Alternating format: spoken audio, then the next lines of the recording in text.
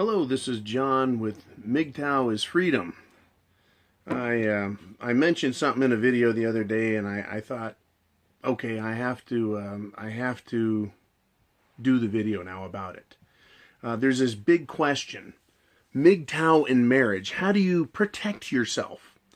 And people go, well, you do a prenuptial, and those are not ironclad. And I know something that is ironclad. Now here's where we get into some trouble. I am not a licensed attorney. I no longer practice law in any fashion. I am a licensed general contractor. Law was a disaster. I don't like working with scumbags and pukes all the time. When you have morality in your life, and I'm not saying all lawyers are bad, it makes it hard to work around that. But what I did do when I was in the field of law was I did irrevocable trusts. And I did it at the time for purposes of asset protection, that is, protection against lawsuits, and to help minimize and manage tax liabilities. Right? And I also did some offshore corporation type work, basically helping people, right, move money around in a safe fashion. A lot of folks were using irrevocable trusts and offshore corporations as abusive tax shelters. That is, they didn't pay their taxes before sending money offshore, they weren't paying their taxes, and they get into trouble. So I went in and tried helping people work within the law and then also protect themselves. So when I talk about being MGTOW in marriage and the use of irrevocable contract trusts, I'm not giving anyone legal advice. I'm saying do some research. Look into it. From what I understand and from what I know as a fact is once you give money to a trust, once you give property to a trust, and a revocable trust, or also known as a living trust, that can be revoked. It can be forced to be returned. It can be broken apart by a court. But the irrevocable contract trust is different. It cannot, because you no longer retain ownership. You give up ownership.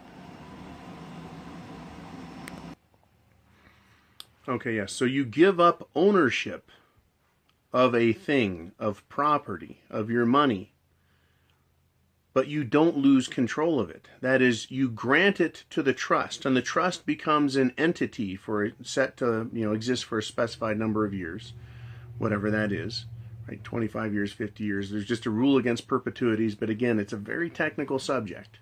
But the basic fundamental concept of it is you give up ownership, therefore it's not yours to lose anymore. And you grant it to the trust, and then you, in a grantor-style trust, come back in as the grantor, and it requires two trustees, right? So it would be you and your son, you and your brother, but you retain ownership of the house, of the cars, of the fortune, right? Whatever the assets are, the trust retains ownership. So you personally cannot be sued. And in a divorce, you cannot be sued for what is in the trust because you don't own it. The trust owns it. And as the trustee, you manage that ownership, that property, whatever the thing is, for the benefit of the named beneficiaries. And that also is just written into the trust. Whoever the beneficiary is, you're taking care of it. Right? So you've heard of kids with trust funds. That is a fund owned by a trust, so it's separate from what the person who gave it to it. So it's a trust fund in a bank, right? And it's held for the benefit of the beneficiary. And at a certain age, the beneficiary, in this case, the funds are dispersed to them and they spend them, or it's a college trust fund, right? In this case, as MGTOW, and you want to get married, you're like, this is the girl, but I don't want to give up half of my shit. And you say, this is the girl, and I know prenuptial agreements don't hold up. But you tell her, this is better than a prenuptial agreement. You'll never be able to break this. Tell her right off the bat. Mine is mine. And if you say you're never going to leave me, if you say you love me and you're not trying to steal my shit, and you should have these frank discussions, then you tell her, I'm putting everything in a trust that is irrevocable. You can't break it, and you can't take away from what is not mine, because it's a trust. It is an irrevocable trust. And when you put it in the trust, you give up 100% ownership. And the concept of ownership is just a mental thing. You retain control of it, right? You retain control of it as trustee rather than owner. So the trustee doesn't own it. The trust owns it. And again, you can do this with money. You can do this with property. You can do this with personal possessions like cars, precious metals, name it. You can have multiple trusts, or you can have one giant holding trust, right? There's ways to structure these in such a way that you protect your assets from forfeiture, from seizure, from lawsuits. They are very handy, and now here's the problem, right? They cost money to do. You need to get an attorney, or you need to have gone to law school to understand them, right? But you may be able to buy them on the internet. You know, buy the program. Maybe they're cheap now. I don't know. I just know that I know how to do them. I know how to do them. And it's not just for premarital materials. At any time, a trust can have put in it, right? You can add things to a trust. More property, more cars, more material, right? Your retirement fund can be named as the beneficiary of the trust. And again, that's probably one where you're going to need some real legal consultation to figure out not only the paperwork, but the legality. But there shouldn't be a problem there. It's just a trust. But what's special about the irrevocable trust is that it owns the property. It's not like a living will or a living trust. It becomes its own entity, much like a corporation, but it exists under contract law versus other types of law. It is your right as a human being, as a free person, to enter into contracts. So you give away your property, and in return you just maintain control of it. You get to tell the property what to do. You can sell, you can buy, you can do all sorts of things through the trust. And as MGTOW, the woman can never take it. She can't even make the court fire you as the trustee and install her as the trustee, right? You don't want her on there as a trustee because all she's going to do is cause problems with it, right? So you don't even let her on as trustee, right? Now, again, if a woman wants you and she wants you, not your stuff, she should have no problems with you putting all of your goods, right, all of your valuables, your property, everything that matters to you into that trust. Into that trust, including your retirement. Right, if all she cares about is you, but typically that's not the case, and especially after a divorce. Women become very vindictive. So, once again, while you're married, even though you have community property, let's say you've got community property, you've made $100,000 more than what you needed, you've got all that extra assets, and you say, I'm going to buy a piece of investment property, or I'm going to buy $100,000 worth of gold bullion for my retirement. And you can, while married, put property into a trust that only you maintain control of as trustee, and your brother is the other trustee, or your son, or whatever, right? But that way you keep the woman outside of the arrangement. Now, where this idea doesn't help you is that in the event of a divorce, you will have to pay spousal support if the law prescribes that. In a divorce, if you have children, you will have to pay spouse or child support, right? You will have to pay that. The court cannot punish you for being intelligent and say, because you have all this material in trust, you have to pay her an exorbitant amount of money, or a flat fee, say, of $1 million, because there is a arm's length, and this is a legal term, an arm's length between you and the trust. That is, you don't exercise ownership. The court cannot examine the trust's holdings as your own. They can't do it. So it offers a great deal of protection, but you're still exposed to child support and spousal support.